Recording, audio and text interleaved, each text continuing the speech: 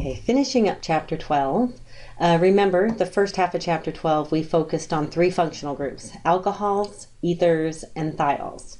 This lecture is going to focus on two functional groups, aldehydes and ketones. But before I talk to you about them, there's a concept that I want to teach you called stereoisomerism, or stereoisomers. So what are stereoisomers? Two or more molecules having the same molecular formula, the same connectivity of their atoms, but different fixed three-dimensional arrangements of their atoms in space. So when I first introduced isomers to you, I talked about structural isomers, where they have the same molecular formula, but you bond the atoms in different arrangements. So you totally, like if you have butane 4 in a straight row, you can take off one and bond it into a different area. Those are structural isomers. I introduced stereoisomers to you when I taught you about alkenes, when we did the cis-trans. So I'll talk a little bit about that again today. But stereoisomers, like all isomers, they have the same molecular formula. But stereoisomers, you don't get to take off bonds and break bonds and form new bonds. The atoms have to stay bonded the same way, okay? But the arrangement of those atoms are going to be different in space. So I know that's a little confusing, but I hope to clarify. So one example of stereoisomers that you've already seen are the cis-trans isomers. So once again, as a refresher, cis means your groups are on the same side of the double bond. So if you draw a line here dissecting your carbons with the double bond, we have the two hydrogens on the same side and these two methyl groups on the same side. So cis means on the same side. Trans means your groups are on opposite sides of that double bond. Okay, and you have two totally different molecules with different boiling points, melting points, different properties. Stereoisomers may exist when a molecule has at least one of the following characteristics. So here's the first restriction, which we've talked about already. Restricted rotation around the carbon-carbon double bond, leading to your cis-trans isomers. And then here's the second new one for you. If the molecule lacks a plane of symmetry, it's going to lead to something that we call chirality, which means there's a left and a right hand form of the same object. Okay, so before I dive into a bunch of molecules that are chiral, let's talk a little bit about what in the world a plane of symmetry is. So here are some examples of objects that have at least one plane of symmetry. So if we take this mug, you can dissect it with this plane and you can get mirror images where this side of the mug is going to look exactly like that side of the mug.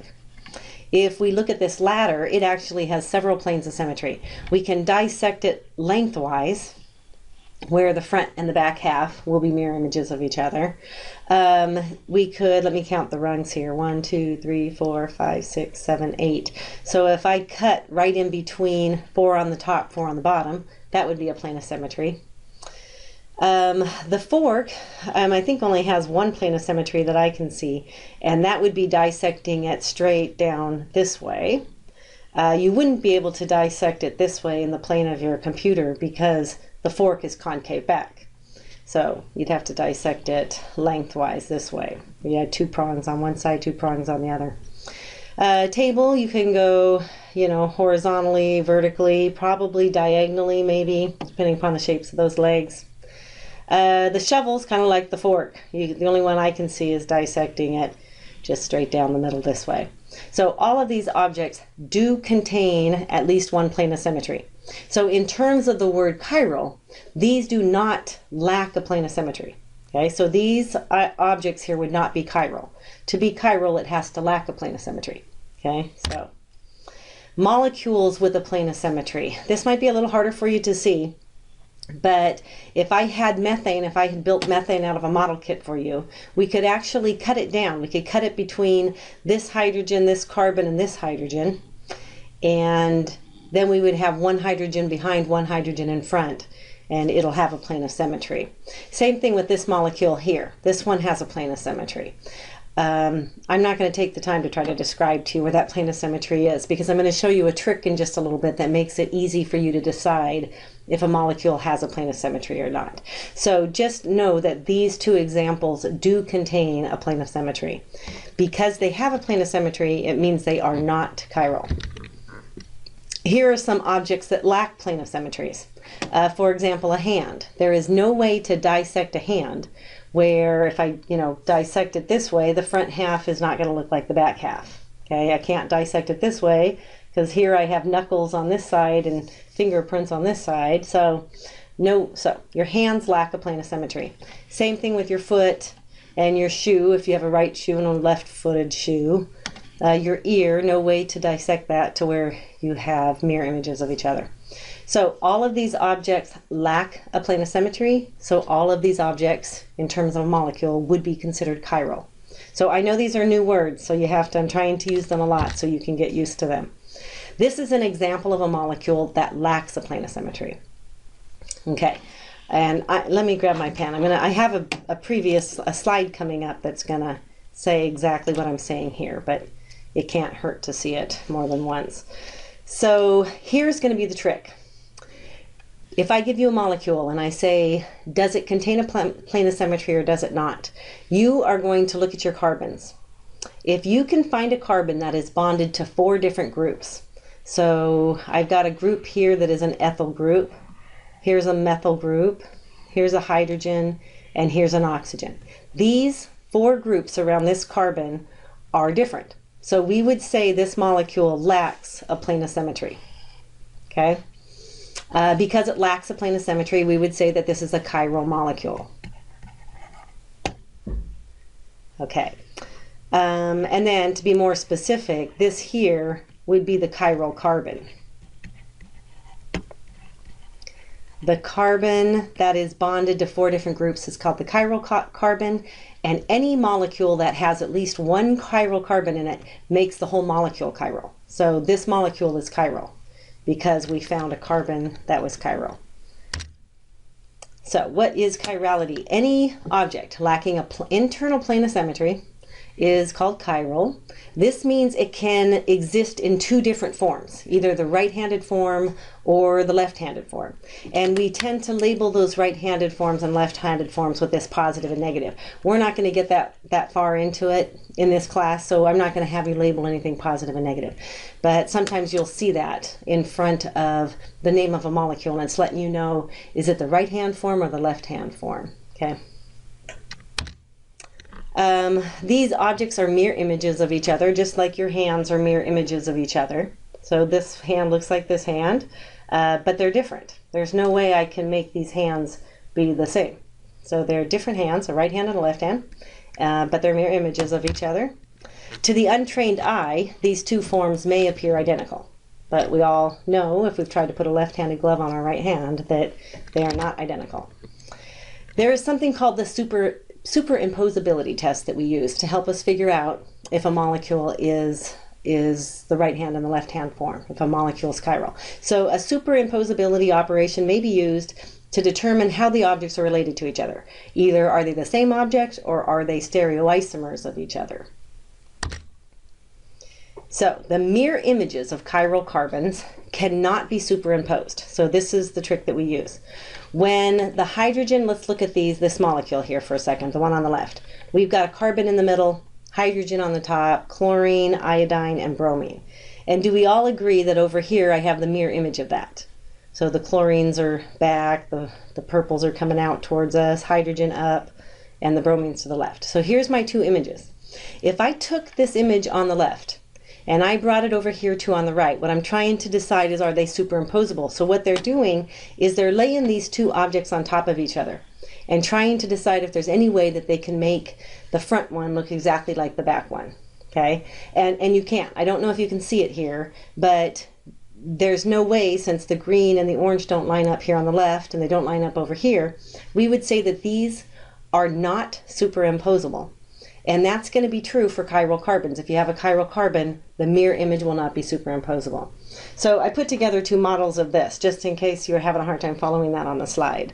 Let me hold these models to where the purple is up.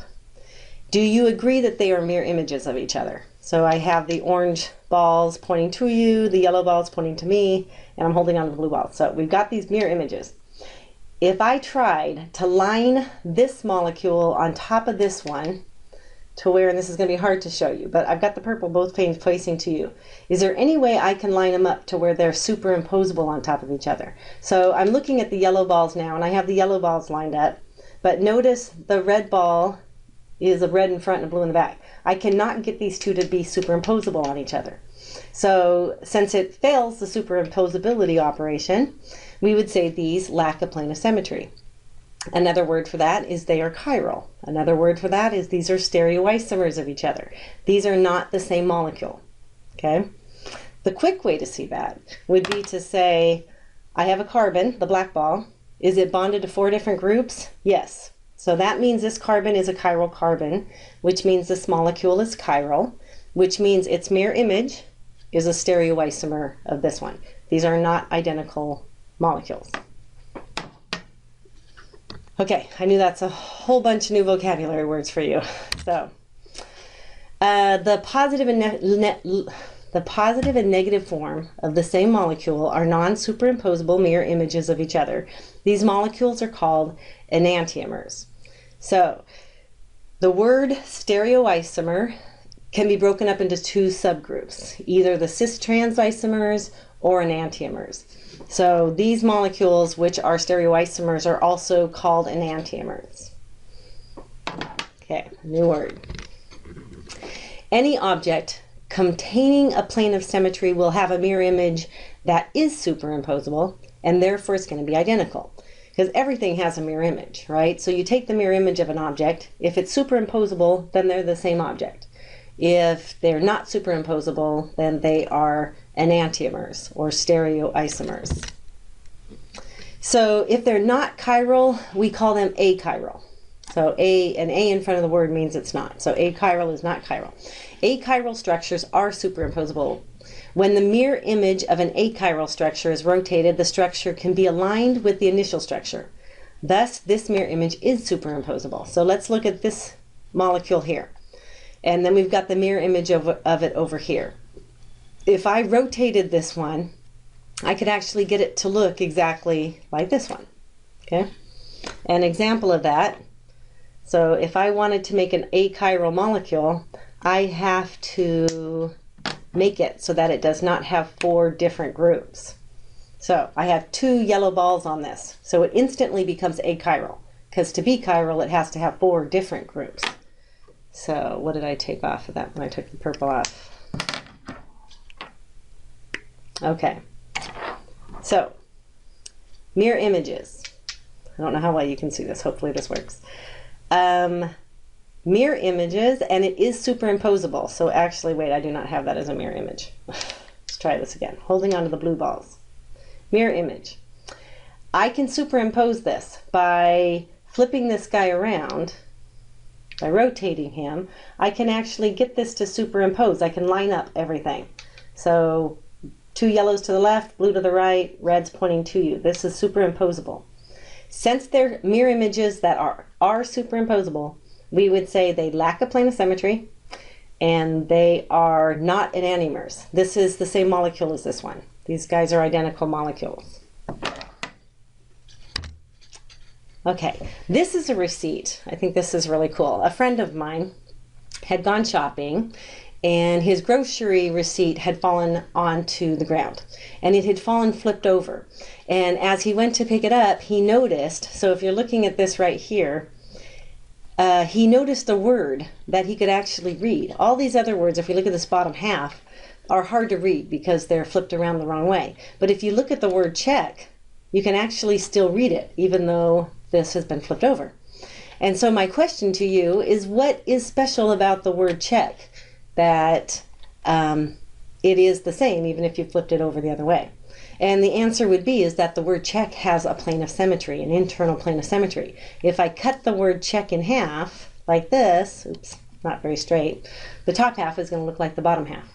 So since it has an internal plane of symmetry, its mirror image is going to actually be the same word.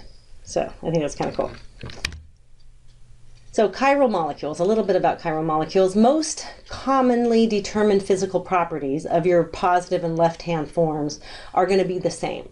So it's really hard to distinguish chiral molecules from each other because they have a lot of the same properties. So for example, if I'm looking at tartaric acid, the positive version of it, or the left-hand version of the tartaric acid, they have the same specific gravity, which means they have the same density, they have the same melting points, they have the same solubility in water. One of the things that is different that can distinguish chiral molecules is their smell or their taste. So our bodies, in other words, are really good at distinguishing between chiral molecules. They'll taste different, they'll smell different, and an example of that is the positive version of this molecule is going to taste like caraway oil, and the negative version is going to taste like spearmint oil. So if you look at them, they're going to look a lot like the same molecule. In fact, why don't you try to find the chiral molecule? Actually, if you're looking at your notes, I have it pointed to it. But without looking at those red arrows, the chiral molecule is going to be right here. Because if we look at this carbon, it's bonded to a hydrogen, it's bonded to this group, and then when you have a ring, you have to look about, is it symmetrical across the ring? So if I dissected this in half, this ring in half, does this half of the ring look like this half? And the answer is no. So this carbon is bonded to 4 different groups. So this is going to be my chiral carbon. It's that one right there. There's going to be nothing from that slide you need to know. But what I do want you to know from the previous slide is that our bodies, like we can smell and we can taste different stereoisomers, the right hand and the left hand form. So this is the trick that I've already showed you. A common structural feature of molecules which may lead to chirality is the presence of one or more chiral carbon. So if you have one or more, at least just one chiral carbon in your molecule, then we say that whole molecule is a chiral molecule.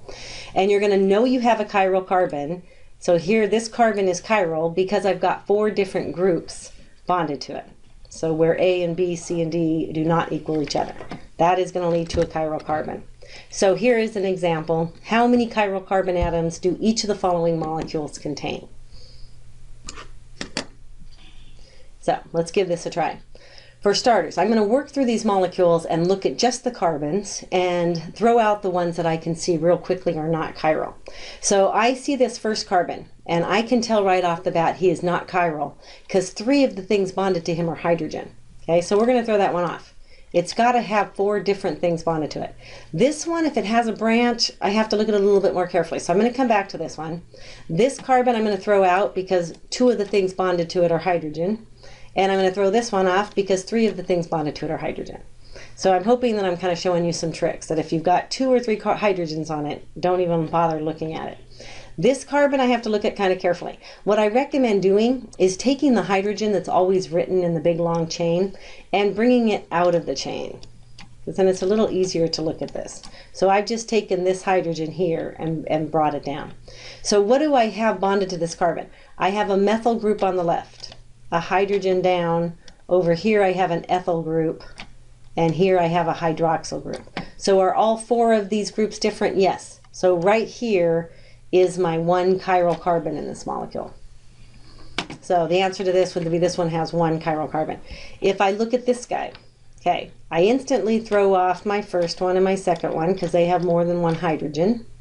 And these guys have more than 1 hydrogen. I have to look at this one carefully, so I'm going to take this hydrogen right here and pull it down. So this hydrogen right here, I just wrote down here below.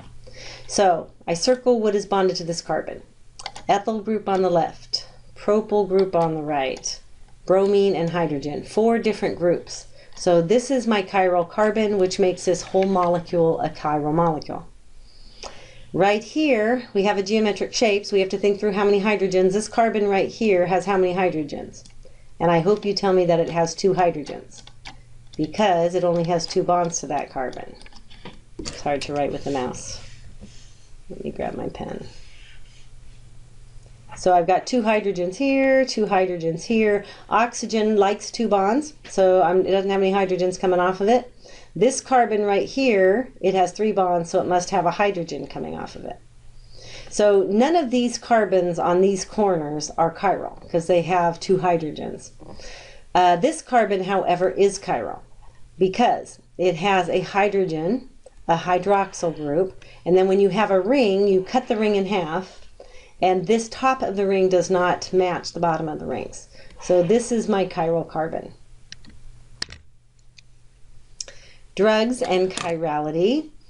Ketamine is an anesthetic and analgesic that it has a chiral carbon. So if you were to look for the chiral carbon, you're going to find out that it is this one right here, which means this drug has a right hand and a left hand version to it. The positive form of ketamine is 4 times more potent than the left hand form. So our bodies can tell the difference between your right and left hand. There are disturbing PCB and LSD-like side effects associated with that left hand form. So pharmaceutical companies have to pay a lot of attention to separating the different enantiomers.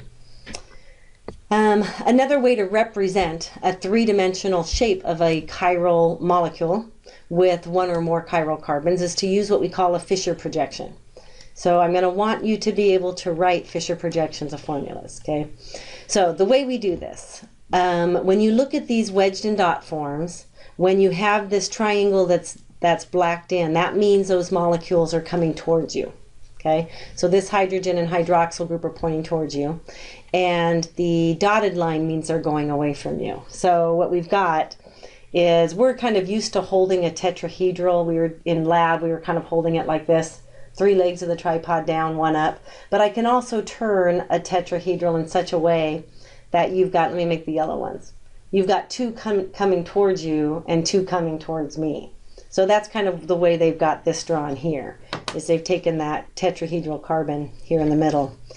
And so what they do is when you have a chiral carbon in the middle, they change this shape to just a straight crosshair. Vertical line and horizontal line. And chemists just going to memorize that if it's a horizontal line, those groups on the end of the horizontal line are coming towards you. And if they're on the vertical line, then those are going away from you. So that's how we draw a Fisher projection. So we use Fisher projections when we have a chiral molecule. And the chiral carbon is always implied to be right there at the crosshair. So these would be the 4 groups on that chiral carbon. So rules for writing your Fisher projection formulas. The carbon backbone, so what we mean by the backbone is going to be the vertical carbon. So I've got 3 carbons along this backbone. So the carbon backbone is usually drawn along the vertical axis with C1, your first carbon, being on the top. So when you count, you usually count down. The center of each of the crosshairs represents the chiral carbon. Horizontal bonds are understood to be coming towards the observer, and your vertical bonds are understood to be going away. So here's an example. I have a molecule. This is an aldehyde, and I haven't taught you about naming aldehydes yet, but this would be carbon 1. So you write it going down, and the chiral carbon is written in the middle. So it's just basically take it, find the chiral carbon, and make that the crosshair. So we got arrows here pointing to the chiral carbons. That leads us to something where we have a designation of either the D or the L notation. And we use this for carbohydrates. So I'm going to teach you about carbohydrates in the next lecture. But in some types of molecules, the D and L are used instead of the positive and the negative to represent, to help you out with the left hand and right hand stereoisomers. So by convention, so the way we do this is the letter L is assigned to the structure with the hydroxyl group on the left. So this isn't a very good picture for me to be talking about the L and the D, because what it doesn't tell us, we've only got 1 chiral carbon. So underneath this slide, I'd like you to take a note. I'd like you to say, let me just write it with my pen so that you've got it. Locate the chiral carbon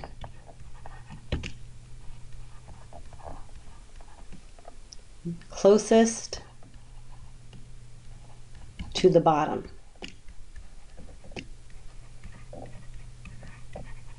That's going to be the one that you're going to look to see the hydroxyl group. If the hydroxyl group is on the left, you call it L. If the hydroxyl group's on the right, you're going to call it D.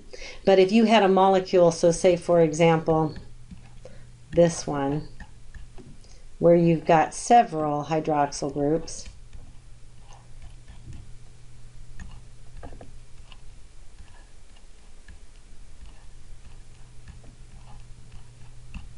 you're going to locate the chiral carbon. So if I put my H's on here, locate the chiral carbon closest to the bottom. That's going to be this one right here. And then my OH group's on the left, so this particular example is going to be the L version. The letter D is assigned if the hydroxyl group's on the right. Okay, so that sums up stereoisomerism. So make sure you come see me, send me emails, come to office hours, whatever you can do.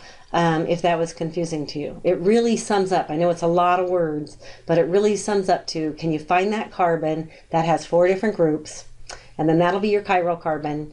And once you've decided you have a chiral carbon, then you have to remember all those words. That if it has a chiral carbon, then that molecule lacks a plane of symmetry, that molecule has a mirror image that is an enantiomer, or a stereoisomer, is another word for it. And those 2 mirror images are non-superimposable. I know that's a lot.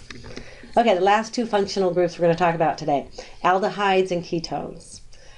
These groups have the carbonyl group. So I know I mentioned it real quickly when I first introduced functional groups to you, but I do want you to have memorized that this word, carbonyl, or also called carbonyl group, is the carbon double bonded to the oxygen, and then it'll have other things on the carbon. Okay, that is your carbonyl group. Carbonyl groups in aldehydes and ketones.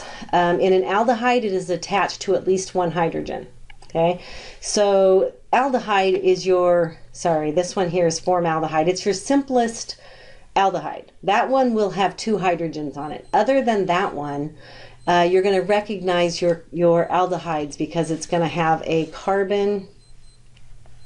It'll have a carbon to the left and a hydrogen to the right, or vice versa. So you'll see your carbonyl group that's got a carbon on one side and a hydrogen on the other side.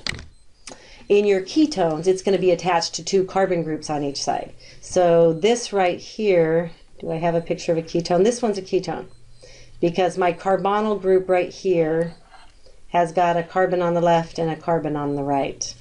This is an aldehyde because here's my carbonyl group, and I have a hydrogen on one side and a carbon on the other.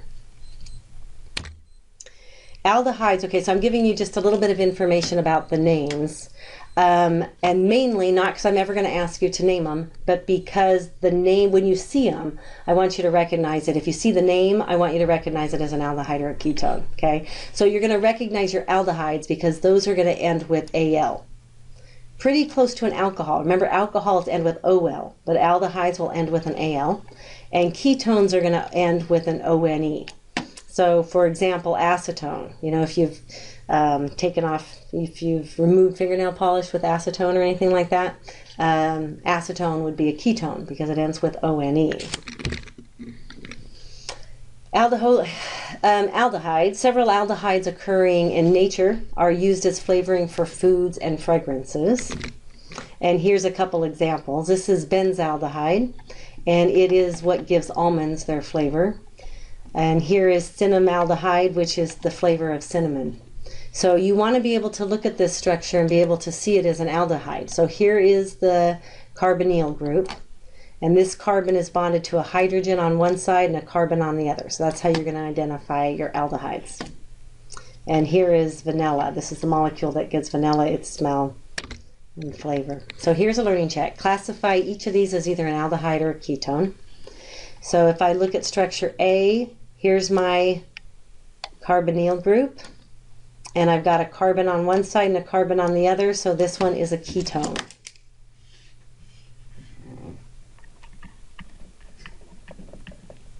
If I go to B, my carbonyl group has got a hydrogen on one side and a carbon on the other, so this is an aldehyde. Here's my carbonyl group, hydrogen and carbon, so this is an aldehyde. And in D, here's my carbonyl group, and I've got a carbon on each side. So this is a ketone.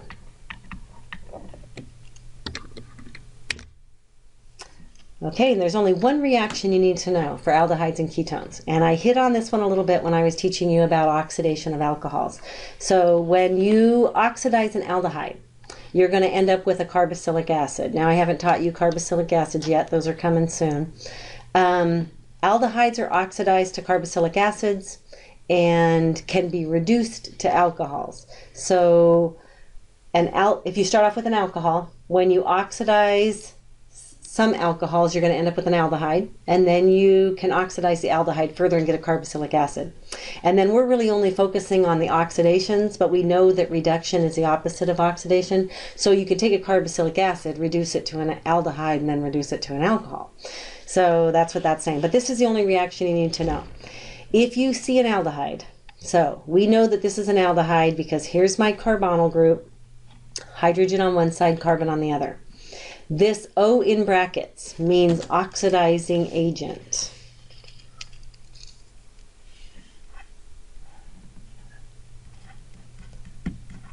Oxidizing agent. And I hope you all have memorized that oxidation is loss of electrons, gain of oxygen, or loss of hydrogen. Okay. If you are doing an alcohol, you are going to remove 2 hydrogens. If you're oxidizing an aldehyde, you're going to gain an oxygen. So you have to learn that the oxygen is going to slip in between this carbon and the hydrogen, and you're going to end up with a carboxylic acid. So here's our carboxylic acid. Okay, so that's the only reaction you need to know from this lecture. I really recommend making note cards. So here's a learning check. Go ahead and write down the product you get when you oxidize this aldehyde. I am going to write it exactly the same, except I am going to slip an oxygen right in here. So my product is going to be CH3, CH with a methyl branch, CH2, here's my carbonyl, and here's the oxygen I slip in, and there's the hydrogen. So there's my carboxylic acid. This is one that lots of people forget. They get pretty good at doing the alcohol one, but a lot of students, when I put an aldehyde on the test, they miss this one. So try hard to remember that one. So oxidation of ethanol in the body. So this is what happens. Ethanol is the beverage drink.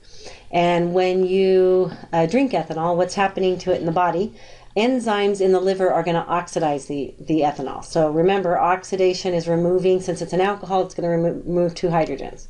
So we're going to take off this hydrogen, and one of the hydrogens attached to this carbon. We're going to make a double bond between this carbon and this oxygen, and we get acetaldehyde. So ethyl alcohol turns into acetaldehyde, and acetaldehyde turns into, further oxidizes and turns into acetic acid.